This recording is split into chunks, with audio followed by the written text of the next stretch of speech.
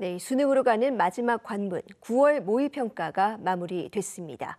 킬러 문항 배제 방침이 발표된 뒤 처음이자 마지막으로 치러진 모의평가인 만큼 중요성이 더 큰데요. 달라진 출제 경향, 그리고 70여일 앞으로 다가온 수능 시험까지 어떻게 준비하면 좋을지 살펴보겠습니다. EBS 대표 강사 윤용구 선생님과 함께합니다. 선생님 어서 오세요. 안녕하세요. 예, 시험이 이제 마무리가 됐는데 이 전반적인 출제 경향과 난이도 어떻게 보셨습니까? 9월 모의평가는 킬러 문항 배제라고 하는 조건과 변별력 유지라고 하는 조건을 모두 충족한 상태로 출제되었다라고 판단되어집니다. 공교육과 EBS 연계 교재를 활용해서 공부한 학생들이 절대 불리하지 않은 시험이었다라고 말씀드릴 수 있을 것 같은데요. 전체적인 모의평가의 난이도는 다소 어려움 정도로 예상을 하고 있습니다. 6월 모의평가보다는 대체로 조금 비슷한 형태이긴 하지만 다소 어려운 부분이 있었을 것이라고 판단을 합니다. 다만 난이도라고 하는 것이 개별 학생들이 느끼는 체감 난이도와는 조금 다르다라고 하는 점은 이해되어야 될 것 같습니다. 예, 이 체감 난이도는 별개의 문제지만 일단 이 문항 면에서는 네. 신경을 쓴 흔적이 보인다. 네, 맞습니다. 이렇게 이해해도 되겠습니까? 예, 교육당국 이번 수능 시험에서 특히 공교육 과정을 벗어난 이른바 킬러 문항 완전히 빼겠다고 여러 번 약속을 했었습니다. 실제 평가에서 변화가 있었습니까? EBS 현장 교사단으로 합숙을 진행을 하면서 이제 문항을 실제로 분석을 했는데 실제 문항을 분석하면서 킬러 문항의 요소들이 전혀 확인되지 않았다라고 말씀드리겠습니다. 교육과정 내에 있는 문항들로만 구성이 되었고요. 반복적이고 기계적인 학습들이 필요한 문항들도 없었던 것으로 판단됩니다. 많은 학생들이 풀기보다는 찍었던 킬러 문항들이 배제되면서 열심히 공부한 모든 학생들이 모든 문제들을 도전할 수 있도록 구성이 되어졌고요. 또 그렇게 도전해서 풀어낼 수 있는 문항들로 출제되었다라고 판단하고 있습니다. 다만 변별력이 있다라고 하는 점을 좀 다시 강조드리고 싶은데 실제로 수능이 쉬운 수능이 될 것이다라고 하는 일각의 의견과 좀 다르게 변별력이 반드시 필요한 상황이다라고 하는 전제를 깐다면 실제 수능에서도 변별력이 있는 수능이 진행될 거고 현재의 출제 경향이 그대로 유지된다라는 점을 감안해서 공부할 필요는 있을 것 같습니다.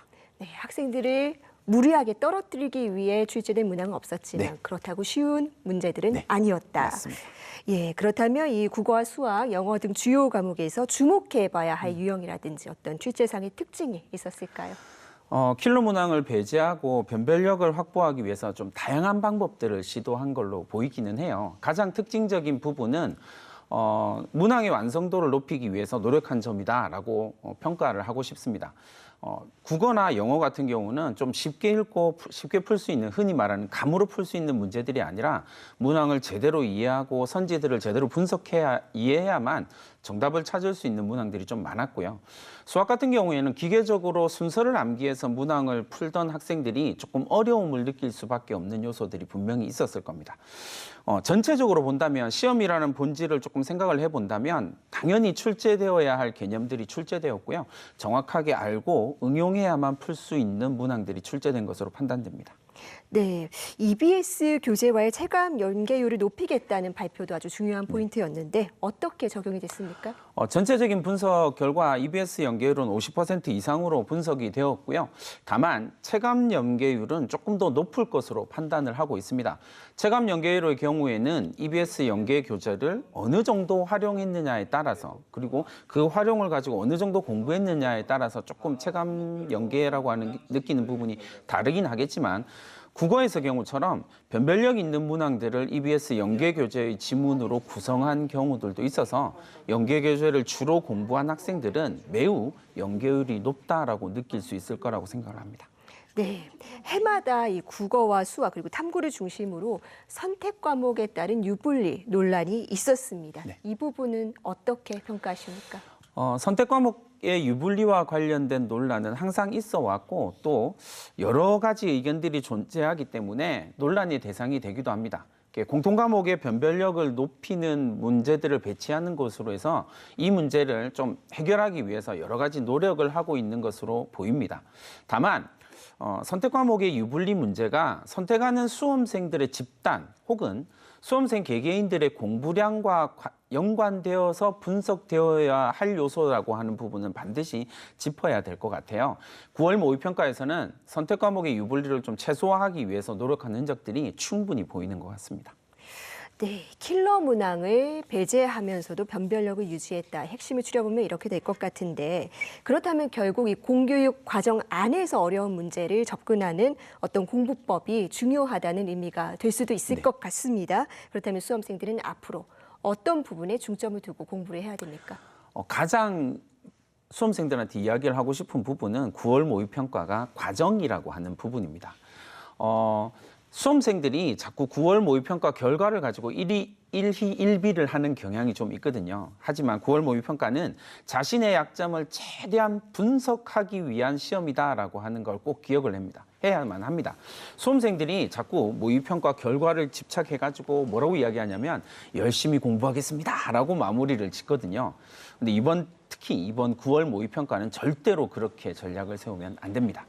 철저한 분석을 토대로 해서 연계가 어떤 식으로 이루어졌는지, 변별력 있는 문항의 선지들이 어떤 식으로 구성되었는지, 그리고 자신에게는 어떤 취약점이 있는지를 분석한 상태에서 남은 70일 동안 이 약점을 해결하는 과정이 반드시 있어야 됩니다. 70일 정도 남았는데 강의만 열심히 듣는다고 해서 공부가 되는 건 아니다라는 걸 정말 강조해 드리고 싶습니다. 예, 철저한 분석을 토대로 약점을 보완하는 게 중요하다. 이제 수험생들은 곧 이 집에 돌아와서 가채점 시작할 텐데요. 이 모의평가 결과는 어떻게 활용하는 것이 좋겠습니까? 9월 모의평가라고 이야기를 하면 가장 중요한 부분은 수시 지원의 척도가 된다라는 점입니다.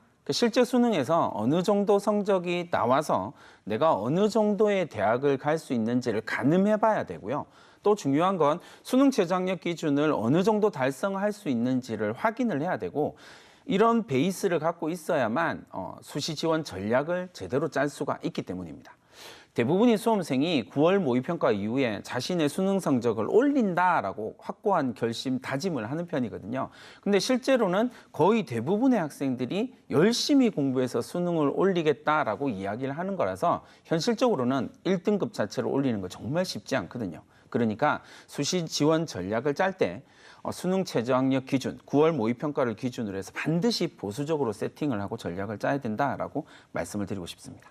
예, 그렇다면 이 수시 모집 곧 시작되는데 수험생들이 가장 염두에 두어야 할 어떤 포인트 한 가지 짚어주실 수 있겠습니까?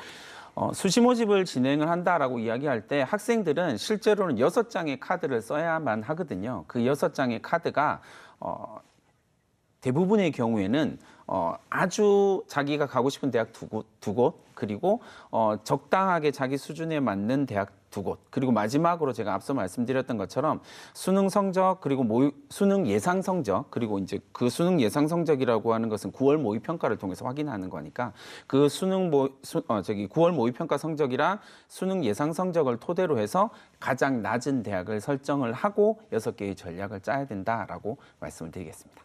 네, 수험생들 정말 오늘 하루 너무나 고생 많았을 텐데 약점을 잘 보완하고 공부도 잘 마무리해서 모두가 원하는 목표 이룰 수 있게 되기를 바라겠습니다. 선생님 오늘 말씀 잘 들었습니다.